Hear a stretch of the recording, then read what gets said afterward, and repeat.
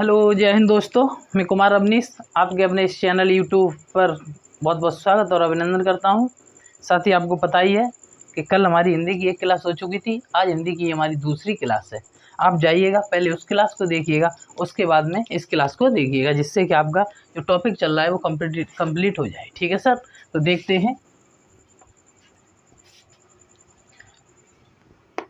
कल हमने आपको जो टॉपिक शुरू किया था वो टॉपिक शुरू किया था हमने वर्णमाला। हमने कल टॉपिक शुरू किया था वो टॉपिक शुरू किया था वर्णमाला, और हमने बताया था कि वर्णों की जो संख्या होती है, हमने वर्ण की जो संख्या बताई थी, इसमें वो वर्णों की संख्या हमने कितनी बताई थी? 52 बताई थी। अब इसमें हमने आपको स्वर बता दिए थे, वर्णों के भेदों में हमने स्वर बता दिए थे, और आज हम जो बात करेंगे वो व्यंजन की बात करेंगे। ठीक है, तो देखते हैं। तो आज हम क्या पढ़ाएंगे आपको? व्यंजन वर्ड बताएंगे। क्या बताएंगे? व्यंजन वर्ड बताएंगे। देखिएगा दोस्तों, सबसे पहले बात आती है डेफिनेशन की, व्यंजन की परिभाषा। व्यंजन होता क्या है? तो मैंने बताया था स्वरों में कि ऐसे वर्ड जो स्वतंत्र होते हैं, जो किसी पर निर्भर नहीं होते हैं, उनको हम स्वर कहते हैं। इधर व्यंजन में क्या है? ठीक उसका विपरीत है। ऐसे वर्ड जो किसी दूसरे पर निर्भर होते हैं, आश्रित होते हैं, उन्हें हम क्या कहते हैं? उन्हें हम व्यंजन कहते हैं। तो क्या परिभाषा होगी उसका? क्या परिभाषा होगी? जिनका उच्चारण करने के लिए हमें जिनका उच्चारण करने के लिए हमें स्वर वर्णों की आवश्यकता होती है।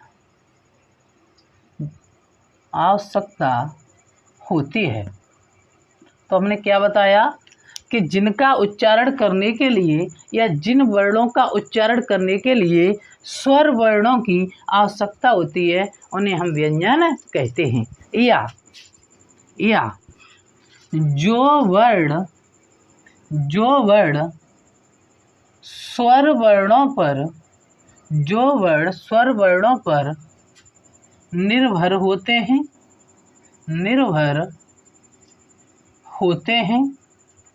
जो वर्ड स्वर वर्णों पर निर्भर होते हैं, उन्हें व्यंजन कहा जाता है। जो वर्ड स्वर वर्णों पर निर्भर होते हैं, उन्हें व्यंजन कहा जाता है। जैसे देखिएगा, उदाहरण के लिए उदाहरण में मैंने बताया कि जैसे क वर्ड है, ये क वर्ड अपने आप में ये निर्भर नहीं है, स्वतंत्र नहीं है। इस क वर्ड का जो निर्माण किया गया है वो स्वर वर्ड की सहायता से किया गया है। जैसे कि क वर्ड का अगर हम विच्छेद कर देते हैं तो क वर्ड क और का के नीचे हलंत लगा दोगे तो ये आधा हो गया, प्लस इसके साथ में आ जोड़ दो। आप प्रत्येक व्यंजन के साथ में आ को जोड़ोगे तभी वह व्यंजन अपने पूर्ण रूप में आएगा, वरना वो अधूरा रहेगा। एग्जाम में ये क्वेश्चन पूछा भी जाता है कि अगर हम किसी अक्षर के नीचे हलंत का प्रयोग करते हैं तो इसका क्या तात्पर्य है? तो इसका तात्पर्य है कि हलंत का प्रयोग उस अक्षर को आधा प्रदर्शित करने के लिए किया जाता है। जैसे अगर मैंने लिखा प, तो प अपने आप में पूर्ण नहीं है, इस प के नीचे आप हलंत लगा दोगे, प आधा हो गया, और आप क्या करोगे? आ को इसके साथ जोड़ दोगे तो प पूरा हो गया। आ प्रत्येक व्यंजन के साथ रहता है, इसीलिए आ को शहीद वर्ड के नाम से जाना जाता है। अगर आपको से कोई पूछे कि ये बताओ वर्णमाला में शहीद वर्ड कौन सा होता है, तो सर आ को शहीद वर्ड के नाम से जानते हैं। हमने बताया व्यंजन में कि वर्णमाला के जो हम व्यंजन पढ़ा रहे हैं, हमने बताया कि व्यंजन किसे कहते हैं? जिनका उच्चारण करने के लिए हमें स्वर वर्णों की आवश्यकता होती है, उन्हें हम व्यंजन कहते हैं। या अथवा दूसरी परिभाषा बताई, जो वर्ड स्वरों पर निर्भर होते हैं या स्वर पर आश्रित होते हैं, उन्हें हम व्यंजन वर्ड कहते हैं। अब देखिएगा, इसमें पूछा जाएगा आपको व्यंजन की संख्या बताओ। आपसे पूछेगा कि व्यंजन की संख्या बताओ, तो व्यंजन की जब संख्या की बात आएगी तो आपको व्यंजन की संख्या 33 बताई जाएगी और व्यंजन की संख्या 39 भी बताई जाएगी। आप कहोगे ये सर कौन सा लोचा है कि व्यंजन की संख्या 33 भी बताई जा रही है और व्यंजन की संख्या 39 भी बताई जा रही है। तो मैं आपको बता दूं कि व्यंजन की जो संख्या है वो 33 है और 33 से ही निर्मित 6 व्यंजन और हैं, तो 6 जुड़ के 33 में 39 हो जाती है। आप देखिएगा, पूर्ण रूप से समझने की कोशिश कीजिएगा। अब हम बताने जा रहे हैं व्यंजन के भेद। हम क्या बताने जा रहे हैं? व्यंजन के भेद। हमने बताया व्यंजनों की संख्या 33 होती है और 39 होती है। तो देखिएगा अब व्यंजन के भेद। जब व्यंजन के भेद की बात की तो व्यंजन के 3 भेद होते हैं, लेकिन भैया आपको व्यंजन के 5 भेद भी देखने को मिलेंगे। फिर समस्या वही कि 3 को याद करें या 5 को याद करें। तो आप जब 3 को याद करोगे तो 5 उनसे ही मिलकर के, कहने का मतलब है इन 33 से मिलकर के 5 39 बनता है। तो पहले आपको 3 प्रकार याद करना है, फिर 5 प्रकार याद करना है। तो देखिएगा, इसमें पहला प्रकार होता है स्पर्शीय या वर्गीय व्यंजन। स्पर्शीय या वर्गीय व्यंजन, सर इनकी जो संख्या होती है वो 25 होती है। का से लेकर के और माँ तक, का से लेकर के और माँ तक जितने वर्णमाला में जो आपके व्यंजन वर्ण हैं, इनको हम स्पर्शीय या वर्गीय व्यंजन के नाम से जानते हैं। दूसरे नंबर पे आता है तुम्हारा उष्ण व्यंजन। उष्ण व्यंजन, इनकी भी संख्या 4 होती है। इनकी संख्या कितनी होती है? 4 होती है। तीसरे नंबर पे आता है आपका अंतस्थ व्यंजन। अंतस्थ व्यंजन, इनकी संख्या भी कितनी होती है? 4 होती है। अगर हम उष्ण व्यंजन की बात करें तो इसमें स आएंगे, तीनों स इसमें आ जाएंगे और ह आ जाएगा। ये चारों वर्ण उष्ण व्यंजन या उष्ण व्यंजन कहलाते हैं। अगर मैं बात करूं अंत्यस्थ व्यंजन की, तो अंत्यस्थ व्यंजन में य, र, ल, व, ये चारों वर्ण आपके क्या कहलाएंगे? ये चारों वर्ण आपके अंत्यस्थ व्यंजन कहलाएंगे। साथियों, आपको ये ध्यान रखना है, मैंने जो संख्या 33 बताई है, 33 की आपकी काउंटिंग पूरी हो चुकी है। ये आपके 25 और 25 में 4 दूनी 8, अगर 8 जोड़ देते हो तो आपकी संख्या कितनी हो जाएगी? 33 हो जाएगी। और मैंने बताया था व्यंजन वर्ण के कितने भेद होते हैं? 3 बताए थे। तो वो व्यंजन वर्ण के ये 3 मूल भेद होते हैं। अगर यहीं पर मैं बात करता हूँ सर चौथा भेद कौन सा है, तो चौथा भेद जो होता है उसको बोलते हैं हम संयुक्त व्यंजन। क्या बोलते हैं? संयुक्त व्यंजन बोला जाता है। और जो संयुक्त व्यंजन है इनकी भी संख्या 4 है। और जो 4 होते हैं वो कौन से होते हैं? क्षेत्र, ज्ञान और आपका स्वर। ये 4 वो व्यंजन हैं जिन्हें संयुक्त व्यंजन कहते हैं। और इन चारों का निर्माण इन्हीं व्यंजनों के माध्यम से हुआ है, इसलिए इनको हम संयुक्त व्यंजन के नाम से जानते हैं। आगे चलते हैं। 5वें नंबर के जो व्यंजन आते हैं जिन्हें उत्क्षिप्त व्यंजन के नाम से जाना जाता है। इन्हें उत्क्षिप्त व्यंजन के नाम से जाना जाता है। इनकी संख्या सर 2 होती है। और जो व्यंजन है वो आपका ड और ढ। कौन सा होता है? ड और ढ। अब यही वो व्यंजन है 4, 2, 6। अगर इन्हीं 6 को आप किस में जोड़ देते हो? इन 33 में जोड़ देते हो तो 33 और 6 आपका कितना हो जाएगा? 39 हो जाएगा। तो आपको ये क्लियर हुआ कि व्यंजन की संख्या 33 किस प्रकार से बताई गई है और व्यंजन की संख्या 39 किस प्रकार से बताई गई है।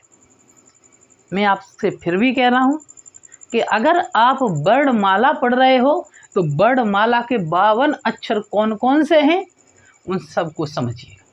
मैंने आपको व्यंजन की यहाँ परिभाषा कितनी करा दी? 39 करा दी, 33 भी करा दी। अगर व्यंजन की संख्या पूछे तो अगर व्यंजन की संख्या तो 33 बता दी, 39 बता दी।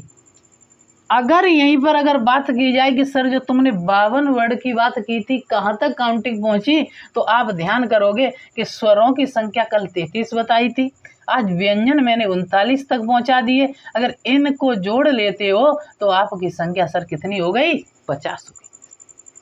और स्वर के बाद में व्यंजन के बाद, स्वर के बाद व्यंजन पढ़ोगे और व्यंजन के बाद आप आयोग व पढ़ोगे। तो जब इस 50 में 2 और जोड़ दिए जाएं तो फिर आप बताओ इनकी संख्या पूरी 52 होगी।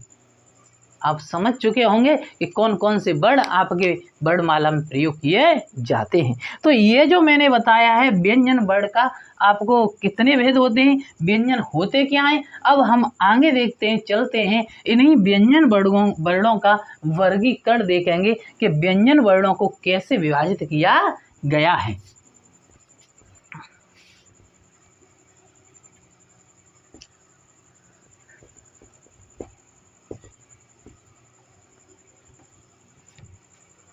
अगली हेडिंग होगी आपकी व्यंजन वर्णों का वर्गीकरण। व्यंजन वर्गों का वर्गीकरण, और इसमें नंबर 1 आएगा स्पर्शीय या वर्गीय व्यंजन। स्पर्शीय या वर्गीय व्यंजन, भैया बात करते हैं कि सर इनको स्पर्शीय व्यंजन क्यों कहते हैं, वर्गीय व्यंजन क्यों कहते हैं। तो जब आप इन वर्णों का उच्चारण करते हो तो इनका उच्चारण करते समय जो वायु है वो हमारे स्वर तंत्रियों से स्पर्श करते हुए बाहर आ रही है, और इन्हीं वर्णों को वर्गों में विभाजित कर दिया गया है, इसलिए इनको वर्गीय व्यंजन कहते हैं। तो इनकी मैंने संख्या बताई थी आपको, वर्गीय व्यंजन की संख्या कितनी होती है? 25 होती है। और ये का से लेकर के कहाँ तक चलते हैं? माँ तक चलते हैं। 25 व्यंजन हैं और 25 व्यंजन के 5 वर्ग बना दिए जाएंगे, तो इनको हम वर्गीय व्यंजन कहेंगे, अर्थात प्रत्येक वर्ग में 5 व्यंजन का प्रयोग होगा। तो देखिएगा कैसे। तो पहला वर्ग जो होगा उसे बोलेंगे क वर्ग। क्या बोलेंगे? क वर्ग। और क वर्ग में जो वर्ण आएंगे वो आएंगे क, ख, ग, घ, ङ। उसके बाद में आ जाएगा तुम्हारा च वर्ग। च वर्ग, च वर्ग में आएगा च, छ, ज, झ और आपकी ड, जिसे आप चूल कैया के नाम से भी जानते हो। इसके बाद में वर्ण आता है तुम्हारा जो वर्ग है वो आएगा ट वर्ग। क्या आएगा? ट वर्ग। और ट वर्ग में आएगा ट, ठ, ड, ढ, ण।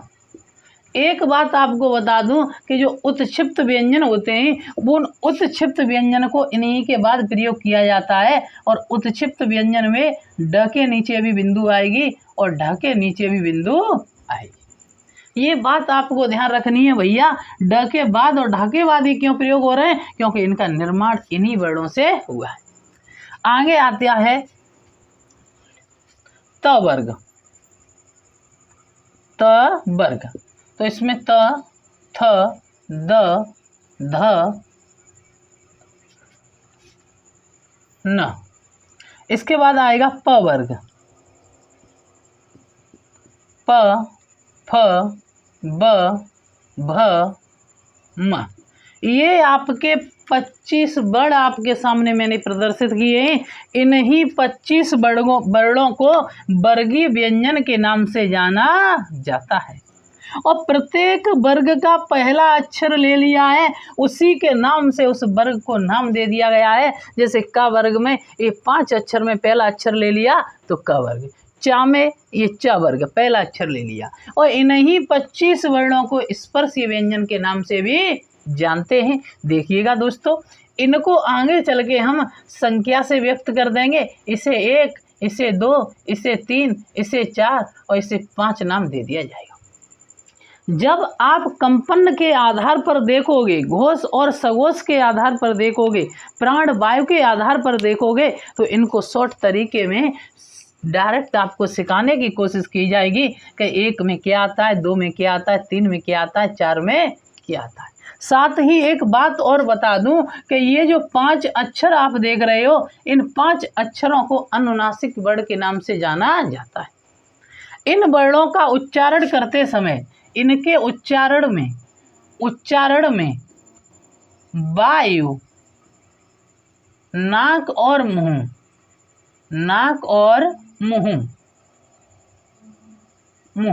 दोनों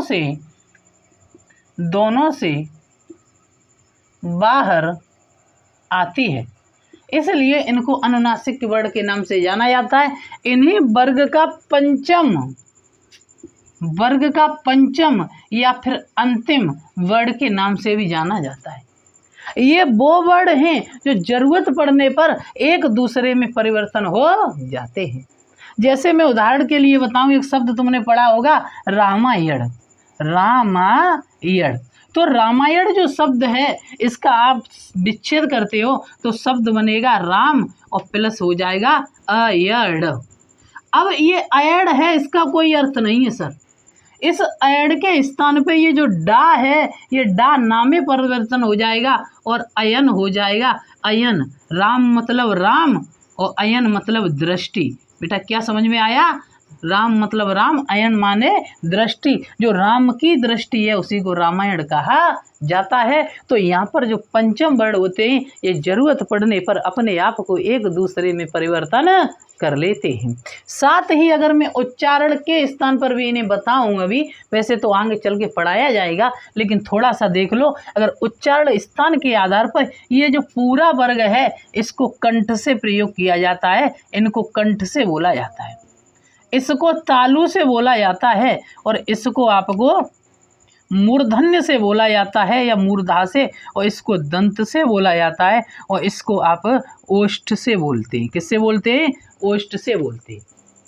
अगर आप चाहो शॉर्ट ट्रिक से याद करना चाहो तो इसको क्या कहेंगे? के, और इसको क्या कहेंगे? टी, और इसको कहेंगे एम, इसको कहेंगे डी और इसको कहेंगे ओ। मतलब शॉर्ट ट्रिक ये है, उच्चारण के स्थान पर आप वर्गीय व्यंजनों को देख रहे हो तो ऐसे ध्यान कर लो कि एक बच्चा होता है और जब वो बच्चा इंटर पास कर लेता है तो पापा से डिमांड करता है कि पापा हमें KTM दो। एक मोटर बाइक आती है KTM, उसकी डिमांड करता है कि हमें KTM दो। तो का से बेटा कंठ और टी से तालु और एम से मूर्धन्य और डी से दंत और ओ से ओष्ठ।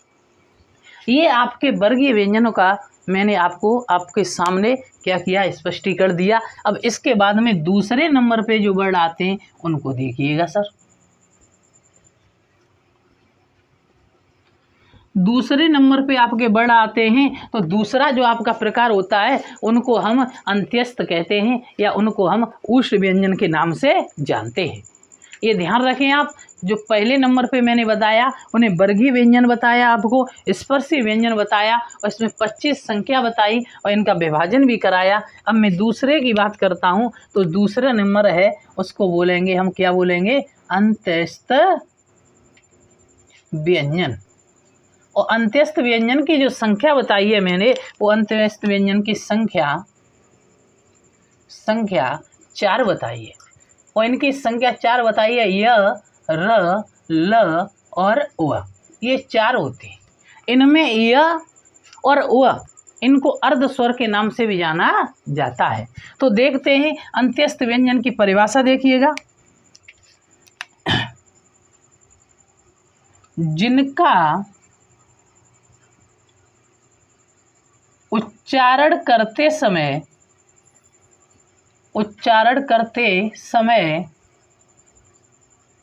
प्राणवायु पहले अंदर जाए फिर फेफड़ों द्वारा बाहर निकले। जिनका उच्चारण करते समय प्राणवायु पहले अंदर जाए फिर फेफड़ों द्वारा बाहर निकले तो इनको हम अंत्यस्थ व्यंजन कहते हैं और इनकी संख्या सर 4 होती है। य, र, ल, व।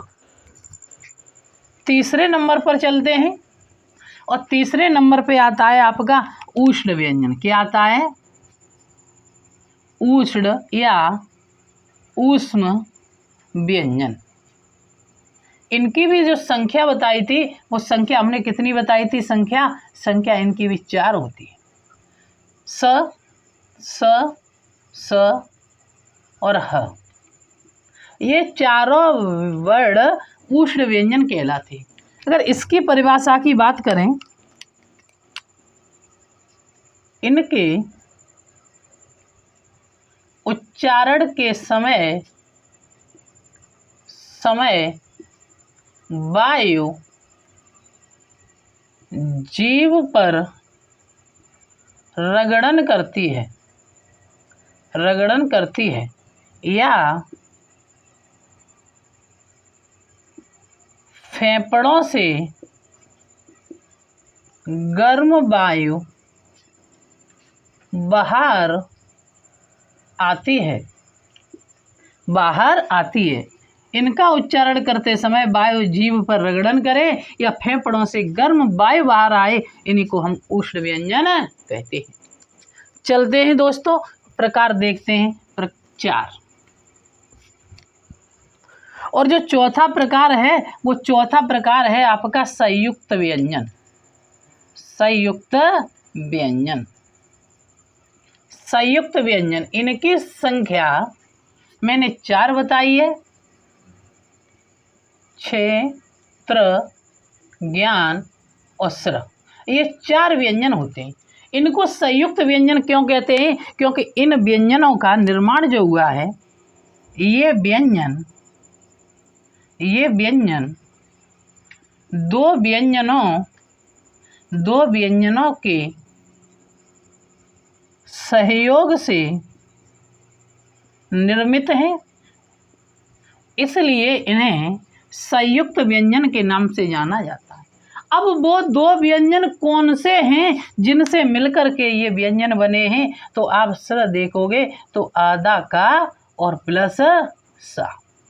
अगर त्र देखोगे तो आधा त प्लस र, और अगर य देखोगे तो ज और प्लस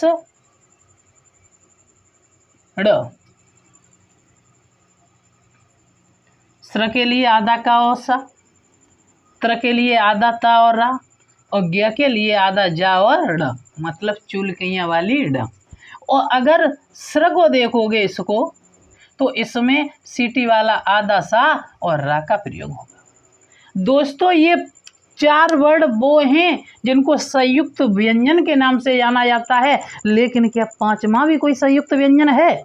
तो अगर कभी ऑप्शन में आए और 4 ऑप्शन ना हो तो आप 5 पे टिक लगा देना, क्योंकि आपको किताब में देखने को एक वर्ण और मिल रहा होगा जिसको ध्या नाम से जाना जाता है। जब आप विद्यालय लिखते हो, विद्यालय, तो विद्यालय में जो ये शब्द प्रयोग हो रहा है, ये वर्ण प्रयोग हो रहा है, इसी को ध्या कहते हैं। और इसका निर्माण भी 2 वर्णों से मिलकर के हुआ है। तो इसमें आधा द होता है और सर इसमें पूरा य होता है। 4 संयुक्त व्यंजन तो ये हैं जिन्हें सब लोग जानते हैं, लेकिन कुछ ही लोग जानते हैं कि 5वां संयुक्त व्यंजन ये होता है जिसको ध्या नाम से जाना जाता है। जो आज का आपका अंतिम जो टाइप है वो अंतिम टाइप है उत्क्षिप्त व्यंजन। उत्क्षिप्त व्यंजन देख लो इन्हें अच्छे से। कोई समस्या अगर समझ में कहीं कम आ रहा है तो कमेंट कीजिएगा। 5वें नंबर पे आता है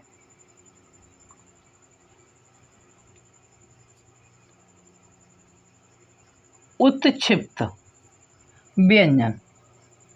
और उत्क्षिप्त व्यंजन की जो संख्या है आपको 2 बताई गई है, एक आपका डा और एक आपका ढा। उत्क्षिप्त का अर्थ होता है फेंकना या उछलना। ठीक है, ऐसे व्यंजन जिनका उच्चारण करते समय क्या हो, जीभ उछाल ले, ठीक है, उनको हम उत्क्षिप्त व्यंजन कहते हैं। जैसे ड और ढ।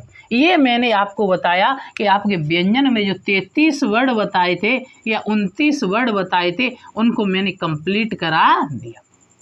आज के लेक्चर में, आज के वीडियोज में इतना ही रहेगा। नेक्स्ट वीडियो जो कल आएगा उसमें आपकी वर्णमाला कंप्लीट कर दी जाएगी, और वर्णमाला कंप्लीट होने के बाद में फिर जो आप टॉपिक चाहोगे उसका वीडियो आपको मिलना शुरू हो जाएगा। आप बेफिक्र होकर के तैयारी कीजिएगा। मेरे चैनल को शेयर और सब्सक्राइब कीजिएगा, लाइक कीजिएगा, और ज़्यादा से ज़्यादा लोगों तक इससे अपने चैनल को फैलाइएगा, ताकि लोगों का निःशुल्क तैयारी हो सके। जय हिंद दोस्तों, आज के लिए इतना ही काफ़ी है।